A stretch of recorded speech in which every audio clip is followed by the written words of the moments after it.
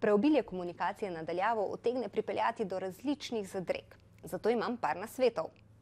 Mini slovarček za profesorje. No cap, največkrat zapisano z emotikonom, pomeni zares. Recimo v stavku, tole je bila pa dobra ura na Zoomu. No cap. V prevodu, tole je bila pa res dobra ura. NSN pomeni ne sej ne, torej ravno obratno od no cap. V stavku, tole je bila pa dobra ura na Zoomu. NSN. Tole ni bila zares dobra ura na Zoomu. Ampak tega vam po moje ne bo nihče poslal. Ajt je skrajšano za all right, torej ok, seveda. V stavku lahko uporabite ajt takrat, ko vam recimo dijaki pišejo, da bi prestavili spraševanje za kakšen dan in vi lahko samo odgovorite ajt, če se strinjate. Čustvenčki. Če uporabljaš emotikone, pa profesorju ali pa profesorici na faksu ali pa v srednji šoli, pa po moje tudi osnovni, pošlješ tole, najbrž odgovor ne bo tak. Ampak vsaj v mislih učitelja najverjetneje takšen.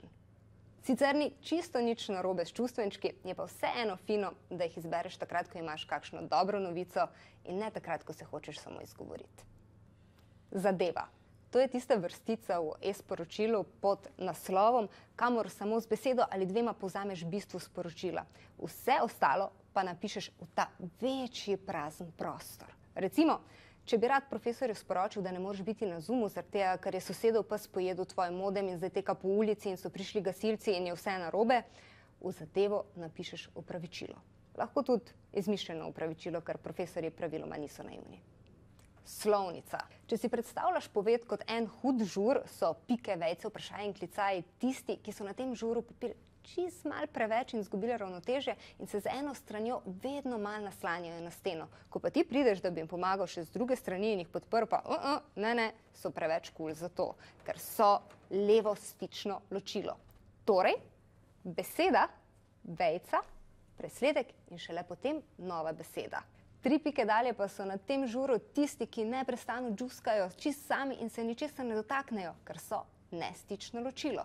Torej, beseda, presledek, 3 pike dalje, presledek in šele potem spet beseda. In poslušaj tole, kdaj in kdo se ne piše z G, ampak s K.